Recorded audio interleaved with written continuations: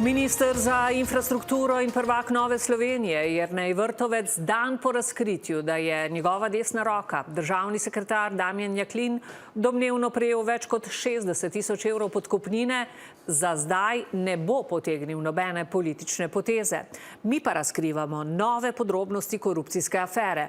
Kriminalisti so med hišnimi preiskavami med drugim našli osnutek pogodbe, po kateri bi Jaklinu za pridobitev posla, financiranega z evropskimi sredstvi, pripadla 15-odstotna provizija. Nika Kunaver. Kako je potekalo domnevno podkupovanje? 3000 evrov gotovine je iz svojega sefa dvignil skesanec, ki je sporne korupcijske posle Damjana Jaklina tudi prijavil kriminalistom. Denar je nato predal svoji nekdani ženi Jani Habjan, lastnici in zastopnici domžalskega podjetja JHP. Ta pa ga je v svoji pisarni izročila Jaklinu. Skupaj naj bi prejel več kot 60 tisoč evrov protipravne premoženjske koristi, izhaja iz dokumentacije, s katero v uredništvu neuradno razpolagamo. Večino denarja naj bi Jaklin prejel v gotovini, del domnevne podkupnine pa tudi v obliki daril. Tako naj bi za njegovega sina med drugim nakupili Lego kocke v vrednosti 662 evrov. Jaklin tudi danes pred kamero ni želel. Piše, da v tej fazi postopka ne more komentirati in da nikoli ni zahteval ali prejel nedovoljene koristi in nikoli ni zlorabil javne funkcije za osebne interese.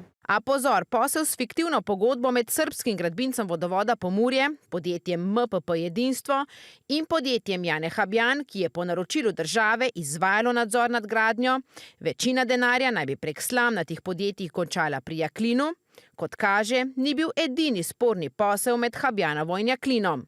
Kot smo neuradno izvedeli, so namreč kriminalisti v hišnih preiskavah našli tudi naslednje. Je bil pri pregledu računalnika Jane Habjan najden osnutek pogodbe o poslovnem sodelovanju, kjer je Jana Habjan v 2. členu opredelila, da Damjanu Jaklinu za pridobljen posel v zvezi črpanja EU sredstev pripada 15-odstotna provizija od vrednosti posla. In še druga pogodba med Habjanovo in Jaklinom. Je bil pripravljen tudi osnutek dogovora o nerazkrivanju informacij. Jana Habjan pisno vse očitke zavrača. Pravi, da sporne pogodbe nikoli niso bile sklenjene, osnutke pogodb in Excelovo tabelo z imenom Damjan, v kateri so zapisani delitev denarja in provizije, pa da je pripravil skesanec, ki je tudi sam osumljen v tej zadevi. Čeprav iz dokumentacije izhaja, da kriminalisti razpolagajo s forenzično sledjo, ki kaže, da je tabelo nazadnje spreminjala prav ona. V Novi Sloveniji medijska razkritja domnevnih korupcijskih poslov svojega vidnega člana označujejo za politični pregon.